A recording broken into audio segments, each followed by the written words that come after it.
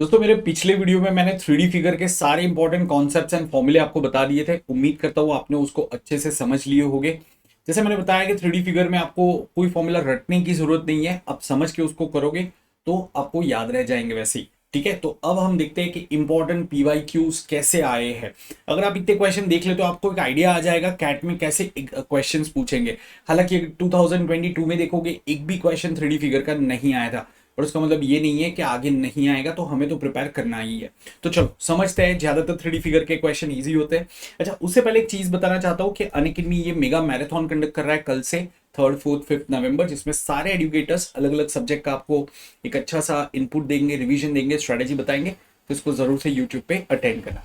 ठीक है, तो ये रहा पहला क्वेश्चन। आप चाहो तो यहाँ पे पॉज करके खुद से ट्राई भी कर सकते हो और फिर आप सोल्यूशन को देख सकते हो। So a solid metallic cube is melted to form 5 solid cubes whose volumes are in the ratio 1:1:8:27:27. The percentage by which the sum of surface area of this 5 cubes exceed the surface area of the original cube. Guys बहुत ही easy question है, अगर आप सही number ले लो यहाँ पे तो जो छोटे छोटे क्यूब है उसका वॉल्यूम का टोटल कितना हो रहा है, देखो जरा 64 हो रहा है। तो मैं क्या करता हूं, एक बड़ा क्यूब ले लेता हूं 4x4x4 का, ऐसे समझ लेते हैं। ठीक है, तो इसका वॉल्यूम हो जाएगा 64 और इसका सरफेस एरिया हो जाएगा 6 into side square. That is कितना हो जाएगा यहाँ पे आपका 6 इंटू 96, राइट। तो ये आपका 96 हो जाएगा, 6 इंटू 16 दैट इज 96। अब इसको मेल्ट करके मैंने क्या किया है, यहां पे ये छोटे छोटे क्यूब बनाए। अब जो पहला क्यूब है उसका वॉल्यूम 1 है, तो उसकी साइड कितनी होगी, 1 ही होगी, तभी तो 1 का क्यूब 1 होगा। तो इसका सरफेस एरिया कितना होगा, 6 इंटू 1 स्क्वायर। सिमिलरली दूसरा क्यूब है, उसकी साइड, उसका वॉल्यूम 1 है तो उसकी साइड भी 1 होगी, तो उसका सरफेस एरिया कितना हो जाएगा, 6 into 1 square. And so and so fourth. तीसरा क्यूब का वॉल्यूम 8 है तो उसकी साइड 2 हो जाएगी, चौथा जो है उसकी साइड 3 हो जाएगी, पांचवी की भी 3 हो जाएगी। तो कहने से total surface area will be 6 into 1 square plus 1 square plus 2 square plus 3 square plus 3 square, कुछ इस तरीके से हो जाएगा। तो ये टोटल आपका कितना आ जाएगा, 2 प्लस 4 6 प्लस ये आपका 18, 6 + 18 24 हो जाएगा आपका, इंटू 6 144 आ जाएगा, ये आपका आ जाएगा 144। तो कैन आई से इसमें अगर मैं 48 ऐड करता हूं तो ये 144 आएगा, मतलब मेरा जो इंक्रीज इन सरफेस एरिया है वो कितना आ जाएगा, 50% आ जाएगा। तो यहाँ पे आंसर आपको 50% करना है। बड़ा सिंपल सा सवाल था, अगर आप वैल्यूज लेके करते हो काफी आसान हो जाएगा ये सवाल। ठीक है, कैलकुलेशन में कोई गलती नहीं करनी है, ये एक ध्यान रख लेना। अब ऐसे क्वेश्चन में एक छोटा सा आपको ध्यान रखना है, क्वेश्चन तो आसान था, सिर्फ आपके रेफरेंस के लिए मैं बता रहा हूं कि कैलकुलेशन को सिंप्लीफाई करने के लिए आप ऐसे भी कर सकते हो कि यहां पे जो सरफेस एरिया है वो था 6 इंटू 4 स्क्वायर, और आगे जो सरफेस एरिया आया वो आया 6 इंटू 24। तो आप 6 को अननेसेसरी क्यों बीच में लाओगे, आप सीधा ऐसा देखो 16 का 24 हो रहा है, तो मतलब ये भी तो 50% का इंक्रीज हो रहा है। तो आप अननेसेसरी 6 को मल्टीप्लाई करने में टाइम वेस्ट मत करना, क्योंकि आपको परसेंटेज चेंज ही देखना है। ठीक है, तो आप ऐसे भी कर सकते हो। चलो let's look at another question. A ball of diameter 4 centimetre, just moment, या a ball of diameter 4 centimeter is kept on a top of a hollow cylinder standing vertically. The height of the cylinder is 3 centimeter while its volume is 9 pi cubic centimeter. ठीक है, then the vertical distance in centimeter of the topmost point of the ball from the base of the cylinder is. अब दोस्तों मैंने 3D figure का एक और practice session रखा था अनअकैडमी लर्निंग ऐप पे, तो उम्मीद करता हूँ आपने वो अटेंड किया होगा, नहीं किया है तो आप जल्दी से अनअकैडमी लर्निंग ऐप पे जाओ, वहां पे मेरे प्रोफाइल को सर्च करो रौनक कुमार शाह, और उसमें आपको स्पेशल क्लास में, क्योंकि फ्री क्लासेस होते हैं, उसमें आपको मेरा सेशन दिख जाएगा। उसमें भी मैंने ऐसा क्वेश्चन करवाया था और कुछ और अलग वैरायटी के क्वेश्चन कराए देन दिस PYQ। तो आप अगर इतने क्वेश्चन कर लेते हो आपको एक अच्छा आइडिया मिल जाएगा यार कैसे क्वेश्चन आते हैं। फिर आप मॉक्स भी लिख रहे हो, मॉक में अगर क्वेश्चन आता है तो आप वो कॉन्सेप्ट अप्लाई करते रहोगे, मेरे हिसाब से इतना सफिशिएंट है इसमें। ठीक है, खास करके अगर आपके कैलकुलेशन एक्यूरेट है, कॉन्सेप्ट आपने समझ लिए, आप मोस्ट लाइकली क्वेश्चन कर पाओगे। जैसे कुछ ट्रिकी क्वेश्चन भी कैट में आए तो हम उसको देखते हैं, बट यहाँ पे ये क्वेश्चन का फिगर कैसा बनेगा, तो फिगर देख लेते हैं। कुछ ऐसा फिगर बनेगा, एक आपका बॉल है 4 सेंटीमीटर उसका डायमीटर है। So let me just draw it over here, the diameter of the ball, suppose ball का center यहाँ पे, उसका डायमीटर 4 सेंटीमीटर का है। ओके, तो मैंने ऐसे कनेक्ट किया, यहाँ पे ये डायमीटर ही हो जाएगा आपका। And is kept on a hollow cylinder standing vertically, the height of the cylinder is 3 centimetre. ये सिलेंडर की हाइट 3 सेंटीमीटर है, ठीक है। While its volume is 9 pi cubic centimetre, तो यहाँ पे अज्यूम कर लेते हैं कि सिलेंडर की रेडियस r है। सो गाइस हमें क्या दिया हुआ है, पाई r स्क्वायर इंटू h तो 3 पता है, तो वो हमें 9 पाई दिया हुआ है, 9 पाई दिया हुआ है। तो यहाँ पे पाई तो कैंसिल हो गया, 3 3 जा 9 हो जाएगा, तो आपको रेडियस मिल जाएगा √3। मतलब मुझे यहाँ पे जो सिलेंडर है, सिलेंडर की रेडियस मुझे √3 मिल गई, मतलब ये भी √3 हो जाएगा। अब मैं क्या करता हूँ, यहाँ पे कनेक्ट कर देता हूँ, तो ये डेफिनेटली एक राइट एंगल ट्राइंगल बन जाएगा।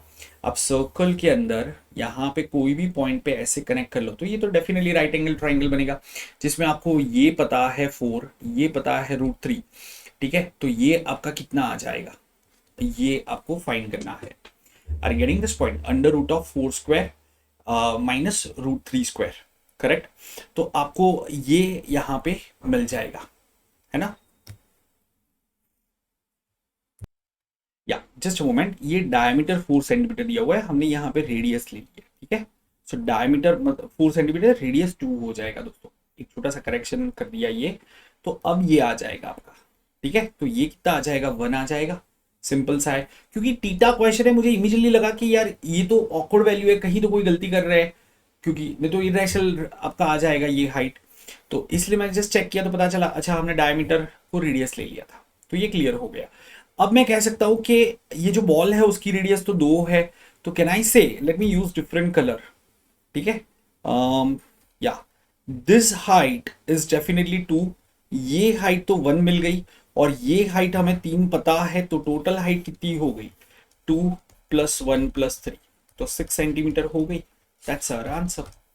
तो बड़ा सिंपल सा सवाल था, बस आपको फिगर सही बना के सही अप्रोच यूज कर लेना, ठीक है। चलो एक और क्वेश्चन ले लेते हैं, ये थोड़ा सा ट्रिकी क्वेश्चन था, 2021 में ये आया था। तो समझते हैं, the cost of fencing a rectangular plot is 200 पर feet along one side and 100 per feet along the other side. If the area of rectangular plot is 60,000 square feet, then the lowest possible cost of fencing all four sides. अब पहले तो ये 3D figure का नहीं है, but it's related to mensuration, that is measurement. Okay, तो इसलिए हमने यहाँ पे कवर किया है। रेक्टेंगल में मैंने ये क्वेश्चन कवर नहीं किया था, दूसरे टाइप का मैक्सिमाइजेशन मिनिमाइजेशन वाला क्वेश्चन कवर किया है, तो इसलिए हम यहाँ पे ले लेते हैं। अब यहाँ पे हमें क्या बताया था, cost of fencing a rectangular plot is 200 पर feet along one side and 100 per feet along the 3 other sides. तो दोस्तों रेक्टेंगल का लेंथ L ले लेते हैं, ब्रेथ B ले लेते हैं।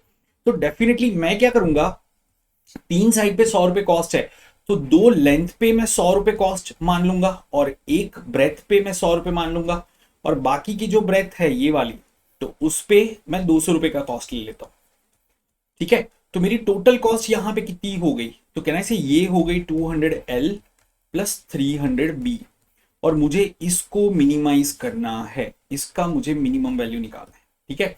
दूसरी चीज मुझे क्या बताई है, area of rectangular plot is given, so length into breadth आपको दिया हुआ है 60,000, ठीक है दोस्तों। तो यहां पे मैं कह सकता हूं breadth is equal to 60,000 upon length. अब कैसे भी कर सकते हो, अब मैं क्या करता हूं, ये बी की जगह पे ये रख देता हूं। सो मेरी कॉस्ट का फॉर्मूला क्या आ जाएगा, ठीक है, कॉस्ट का एक्सप्रेशन क्या आ जाएगा, 200 इंटू L + 300 इंटू 60,000, बड़े बड़े नंबर्स आएंगे थोड़े, डिवाइड बाई L, ऐसा आ जाएगा, और मुझे इसको मिनिमाइज करना है, ठीक है। अब आप चाहो तो इसको एक क्वाड्रेटिक बना के भी आप इसको सॉल्व कर सकते हो, ठीक है, और फिर उसका डिफरेंशिएशन वगैरह करो, या फिर यहाँ पे कॉन्सेप्ट यूज कर सकते हो, arithmetic mean is always greater than और इक्वल टू ज्योमेट्रिक मीन। मैं सजेस्ट करूंगा आप ये पॉइंट याद रख लो, पूरे क्वांट के अंदर जहां पे भी दो एक्सप्रेशन मतलब 2 टर्म्स ऐसे हैं जिसमें एक ही वेरिएबल है, एक में यहाँ पे न्यूमरेटर में है, एक में डिनोमिनेटर में है, और आपको उसको मैक्सिमाइज या मिनिमाइज करना है, आप ये फॉर्मूला यूज कर लेना। क्यों, क्योंकि हमें पता है कि इसका ये एक नंबर है, ये दूसरा नंबर है, देखो इट्स समथिंग लाइक दिस, ठीक है। मैं यहाँ पे आपको दिखा देता हूँ पहले तो, या जैसे अगर मैं कहता हूं कि x + 1/x, ठीक है, तो दोस्तों मैं यहां पे कह सकता हूं कि x ये एक टर्म है, ये दूसरा टर्म है, तो x + 1/x/2 is the arithmetic mean, and x into 1/x का स्क्वायर रूट जो है ये हमारा हो जाएगा ज्योमेट्रिक मीन, राइट। तो यहाँ पे ये क्या आ जाएगा, x प्लस 1/x/2, और ये हमेशा arithmetic mean is always greater than और इक्वल टू ज्योमेट्रिक मीन होता है। तो ये ग्रेटर देन और इक्वल टू क्या हो जाएगा, 1 हो जाएगा, क्योंकि ये तो 1 हो गया, उसका स्क्वायर रूट 1 हो जाएगा। मतलब हम कहते हैं कि number and its reciprocal are always greater than और इक्वल टू 2। तो आप इस तरीके का कॉन्सेप्ट यहाँ पे यूज कर रहे हो, ठीक है। चलो, तो यही चीज अगर मैं यहाँ पे अप्लाई करता हूँ तो क्या आ जाएगा, तो ये एक टर्म है, ये दूसरा है, divide by 2 is greater than और इक्वल टू, अब under root of product of this two. अब शायद मेरे पीछे थोड़ा सा चला जाएगा, तो you can listen to my words, right. तो ये इन दोनों का प्रोडक्ट क्या आ जाएगा, तो 200 300 60,000 L इंटू 1/L तो कैंसिल हो जाएगा, 200 300 एंड 60,000 आपका क्या आ जाएगा, तो कैसे 200 and 300 are nothing but 60,000 into 60,000, तो ये आपका जो भी आएगा उसका 60,000 का स्क्वायर हो जाएगा, ठीक है। 60,000 का स्क्वायर, और उसका स्क्वायर रूट क्या आ जाएगा, 60,000 आ जाएगा। मतलब ये कॉस्ट डिवाइड बाई 2 जो है वो 60,000 या उससे बड़ा होगा। तो अगर 2 को हम इस तरफ शिफ्ट कर देते तो हमारा आंसर क्या आ जाएगा, 12,000 आ जाएगा, सॉरी 1,20,000 आ जाएगा। Okay, this is 1,20,000। Are getting this point. तो इस तरीके से आपको इस क्वेश्चन को सॉल्व करना चाहिए था। ये जैसा मैंने कहा थोड़ा ट्रिकी सवाल है। चलो आगे बढ़ते हैं, एक और सवाल को देखते हैं। A solid right circular cone of height 27 centimeters cut into two pieces along a plane parallel to its base at a height of 18 centimeter from the base. If the difference in volume of two pieces is 225 cubic centimeter, cc मतलब cubic centimeter, the volume in cc of the original cone. तो पहले तो figure देख लेते हैं। देखो आपने क्या किया, एक कोन लिया, उसका टोटल हाइट आपको दिया हुआ है, कितना है 27 सेंटीमीटर। अब आपने क्या किया, उसको बेस से कट किया, कौन सी हाइट से, तो 18 सेंटीमीटर फ्रॉम बेस। आपने ये 18 रखा तो ऊपर का कितना हो जाएगा, 9 हो जाएगा, ठीक है। नाउ कैन आई से, सपोज इसका वॉल्यूम हम V1 ले लेते, इसका वॉल्यूम V2 ले लेते, और कंप्लीट वॉल्यूम हम V ले लेते। तो दोस्तों ये जो V1 है, V1 अपॉन V, मतलब छोटा ऊपर वाला कोन एंड बड़ा कोन, उनमें मेजरमेंट का रेशियो क्या है, तो इसका हाइट ओवरऑल हाइट का 1/3 है। तो मतलब ये हो जाएगा, आप यहाँ पे चाहो तो ऐसे भी लिख सकते हो, हाइट का रेशियो लिखो 9/27 और उसके क्यूब के बराबर वॉल्यूम का रेशियो होगा। ये पॉइंट मैंने कॉन्सेप्ट में भी समझाया था, फ्रस्ट्रम वाले जो क्वेश्चन आते हैं उसको सॉल्व करने का अप्रोच क्या है। तो दोस्तों V1 is actually 1/27 of V। तो V2 क्या होगा, क्या ऐसे 1 माइनस 1/27 ऑफ ओवरऑल वॉल्यूम, मतलब क्या हो जाएगा 26/27 ऑफ ओवरऑल वॉल्यूम। और हमें V1 माइनस V2 दिया हुआ है 225, मतलब हमें 1/27 माइनस 26/27 कितना आ जाएगा, 20, मतलब 26/27 माइनस 1/27, 25/27 ऑफ V हमें ये दिया हुआ है 225। तो हमारा वॉल्यूम कितना आ जाएगा, सॉल्व करो इसको, 27 25 9 जा 225, 27 9 जा 243 cc आ जाएगा आपका, ठीक है। तो इस तरीके से आपको क्वेश्चन को सॉल्व करना है। फ्रस्ट्रम का वो सिमिलरिटी का कॉन्सेप्ट यूज करके फ्रस्ट्रम के क्वेश्चन को सॉल्व करते हैं। जैसे मैंने आगे भी बताया था, आपको कोई फॉर्मूले रटने की जरूरत नहीं है फ्रस्ट्रम के लिए, क्योंकि क्वेश्चन सीधे सीधे नहीं पूछेंगे कि ये फ्रस्ट्रम का वॉल्यूम निकालो, वो इस तरीके से देंगे आपको। तो अल्टीमेटली आपको कैलकुलेशन तो करना ही पड़ेगा, तो क्यों ना हम ये रेशियो से कर लें। ओके दोस्तों, आगे बढ़ने से पहले एक और चीज है कि Unacademy free special class festival celebrate कर रहा है 4 to 6 नवंबर। तो you will see many sessions being conducted on Unacademy learning app, तो आप उसको जरूर से चेक करना, ठीक है। एंड सारे सेशन के अपडेट के लिए आप टेलीग्राम चैनल को ज्वाइन कर लेना। चलो अभी एक और क्वेश्चन ले लेते हैं। या I think this question is definitely a good question. थोड़ा सा ट्रिकी है ये सवाल, आप चाहो तो वंस अगेन यहाँ पे पॉज करके इसको सॉल्व करने की कोशिश कर सकते हो और फिर सोल्यूशन को देखो। So a man makes complete use of 405 cubic centimetre of iron. So मेरे पास आयरन कितना है 405 cc, फिर एल्यूमिनियम मेरे पास कितना है 783 cc। आपको आइडियली पूरा क्वेश्चन पढ़ने के बाद ही लिखना शुरू करना है, इस तरीके से लिखना शुरू मत करना, ठीक है। कभी कभी टाइम वेस्ट हो जाता है कि आपको इसकी जरूरत ही नहीं, आपको कुछ और करना होता है। And 351 cc of copper two make a solid right circular cylinders of each type of metal. Copper वो कितना यूज कर रहा है 351 cc। अब वो क्या कर रहा है, वो कंप्लीट यूज कर रहा है ये तीन मेटल का to make a solid right circular cylinder, to make a number of solid right circular cylinders of each type of metal. मतलब वो इससे कुछ सिलेंडर्स बनाता है, ठीक है, फिर इससे भी एल्यूमिनियम के भी कुछ सिलेंडर्स बनाता है और पूरा मटेरियल यूज कर लेता है। सिमिलरली कॉपर के भी सिलेंडर बनाता है। अब आगे क्या लिखा है, this cylinders have the same volume and each of this has radius 3। ये हर एक सिलेंडर की रेडियस 3 है और ये हर एक का वॉल्यूम सेम है। If the total number of cylinders is to be kept at a minimum, then the total surface area of all the cylinders in square centimeter। दोस्तों आपको मिनिमम नंबर ऑफ सिलेंडर बनाना है, हर एक का volume same है, तो समझ में आ रहा है यहाँ पे क्या यूज करना होगा, HCF यूज करना होगा। ये जो आपके तीन नंबर्स है उसका HCF क्या हो जाएगा, ठीक है। तो मैं देख के ही बता सकता हूँ, this is 45 into 9, this is what 87 into 9, है ना। मतलब आप थोड़ा सा देख सकते हो, 7 + 8 15 + 3 18, 9 से डिविजिबल है, 9 से डिवाइड करोगे तो ये कितना आ जाएगा, 9 8 72, 6 3 तो 9 7 63, सो 87 इंटू 3। और ये कितना आ जाएगा आपका 39 इंटू 9, ठीक है, क्योंकि इसमें 39 ऐड कर दोगे तो वो फिर 390 हो जाएगा, तो 39 9 351 है। अब यहाँ पे मैं तो सिर्फ फैक्टराइज किया है, तो अगर मैं देखूंगा यहां से मैं 29 इंटू 3 कर सकता हूं, यहाँ पे 15 इंटू 3 लिख सकता हूं और यहाँ पे 13 इंटू 3 लिख सकता हूं। मतलब हर एक में 9 इंटू 3 9 इंटू 3 9 इंटू 3 27 तो डेफिनेटली कॉमन फैक्टर है, मतलब 27 इसका HCF हो जाएगा, ठीक है। तो दोस्तों यहां पे मैं 27 वॉल्यूम वाले 15 सिलेंडर बना सकता हूं, यहाँ पे 27 वॉल्यूम वाले 29 सिलेंडर बना सकता हूं और यहाँ पे 27 वॉल्यूम वाले में 13 सिलेंडर बना सकता हूं, ठीक है। तो इतने मेरे टोटल सिलेंडर बन सकते हैं। हर एक सिलेंडर का वॉल्यूम कितना है, तो हमें कहा है कि उसका हर एक सिलेंडर का वॉल्यूम सेम है, राइट। और हमने हमारा सपोज मैं ये आयन सिलेंडर्स की बात करता हूं, तो 15 आयन सिलेंडर का वॉल्यूम मुझे कितना दिया है 405। तो गाइस क्या मैं ऐसे कह सकता हूं कि 15 आयन सिलेंडर जो है हर एक का वॉल्यूम होता है πr²h और वो मुझे दिया हुआ है 405। उसमें भी मुझे रेडियस तो दे रखी है 9, तो यहां पे तो मैं 9 लिख सकता हूं, ठीक है। हर एक की रेडियस आपको बताइए ना, रेडियस 3 सेंटीमीटर है, ओके। तो इससे मुझे क्या पता चला, 15 9 कितना हो जाएगा 135, 135 3 आपका कितना हो जाएगा 405 हो जाएगा ना। सो कैन आई से πh इज इक्वल टू 3 आ जाएगा आपका, है ना, 135 3 करेक्ट। सो पाई इंटू एच मेरा कितना आ गया 3 आ गया। तो बस आपको ये एक वैल्यू को आगे यूज करना है, राइट। अब हमें फाइंड क्या करना है वो समझो। तो हमें कहा है if the total number of cylinder is to be kept at minimum then the total surface area of all the cylinders.